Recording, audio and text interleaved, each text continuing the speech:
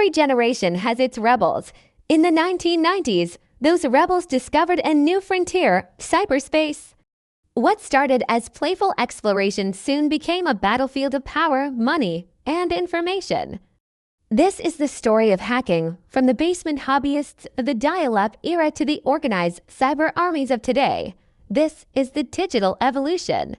The 1990s were a time of discovery.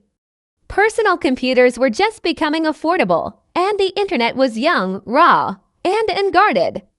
Curiosity drove many early hackers. They explored not to destroy but to learn, to see how systems worked and where they could be pushed. Bulletin board systems, IRC chatrooms, and early Usenet groups became meeting grounds for a new kind of digital underground.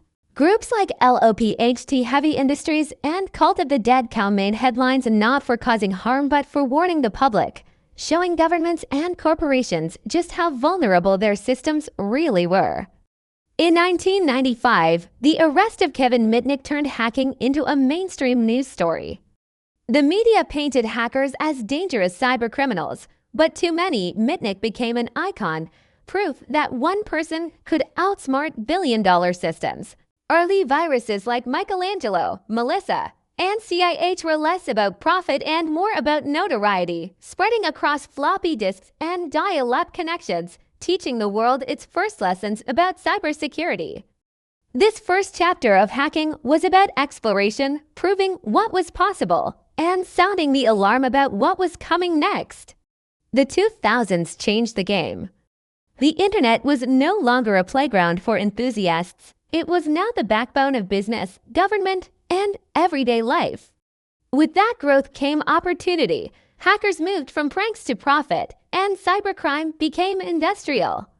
The Eloveo virus spread to millions of computers worldwide in 2000, costing billions in damages. Worms like CodeRed and SQL Slammer crashed websites and knocked systems offline within minutes. For the first time, entire networks could be taken down with a few lines of malicious code. The underground economy exploded, with stolen credit cards, hacked email accounts, and bank logins being traded in dark corners of the web. Botnets, massive armies of infected computers, were rented out to launch attacks for money. Governments began responding with stricter laws, building cybercrime task forces, and introducing heavy penalties for hacking. The battle between attackers and defenders had officially begun. By the 2010s, hacking had become a weapon, not just for individuals, but for movements and nations. Hacktivist groups like Anonymous and LulzSec emerged, launching campaigns against governments, banks, and corporations. Their motto was clear: "We are Legion." Operations like Operation Payback and attacks on PayPal and the Church of Scientology showed that hacking could be used as protest. Meanwhile, the discovery of Stuxnet in 2010 revealed a terrifying new reality. Hacking had gone military. Stuxnet wasn't designed to steal data, it was designed to destroy physical infrastructure, targeting Iranian nuclear centrifuges. The decade was marked by massive data breaches. Sony Pictures, Yahoo, Equifax, Target, all victims of attacks that leaked personal data of hundreds of millions of people.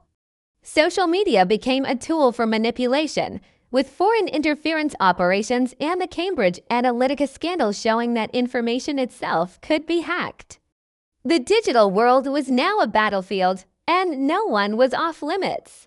Then came the 2020s, where hacking reached a new level of power and automation. Ransomware became a global threat, with attacks like Colonial Pipeline causing fuel shortages across the United States. The SolarWinds supply chain attack compromised thousands of trusted systems, showing that even secure software updates could be hijacked. Artificial intelligence became both a weapon and a shield. Hackers began using AI to generate convincing phishing emails, deepfakes, and automated password attacks.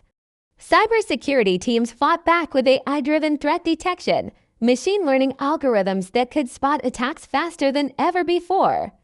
But the arms race hasn't slowed down. With quantum computing on the horizon, the encryption that protects today's data may soon be broken.